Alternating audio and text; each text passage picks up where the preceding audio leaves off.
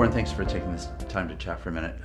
One of the things that you have been talking about tonight is the importance of what you're calling embodied cognition, and the contrast is really between embodied cognition and much more of a vision or an understanding of the mind that's just sort of an internal set of ideas. Can you just sort of set up that contrast again? Explain what those differences are. Yeah, the other view, the view that it's just kind of in the mind, is a view that things are sort of hidden and private and are sort of represented in a thing closed in my head somewhere.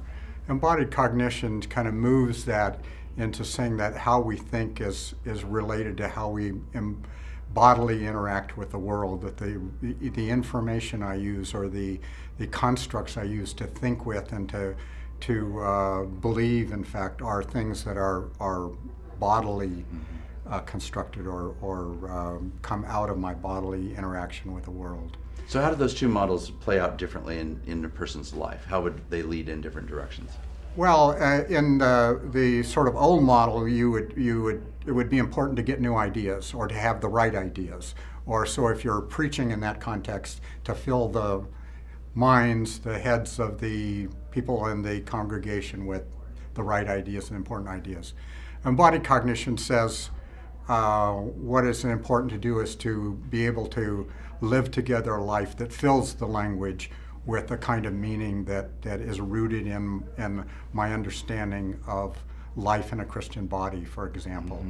And so that the meaning of what we talk about in the church is constructed in the life of the church and how we, in an incarnate way, live together as a body of Christ. So do those two pathways then have a different conception of truth?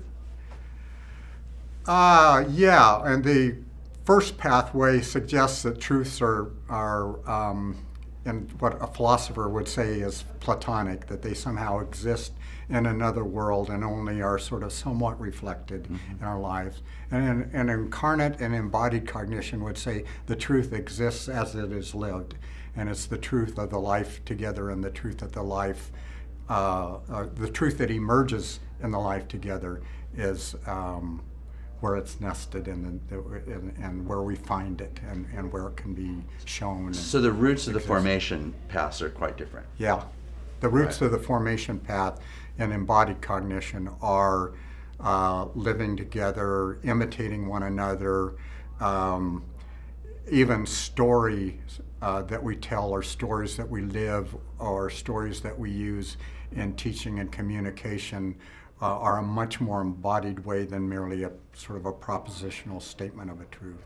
They kind of bridge between the two, but they can be a much more embodied way of understanding. So is it fair to say that the incarnation of Jesus is really an example of embodied cognition? Yeah, I would say so. That the reason we needed an incarnate model is we need something that was tangibly there, that can be imitated, but it can also demonstrate the truth in a life that is lived rather than just statements that are made.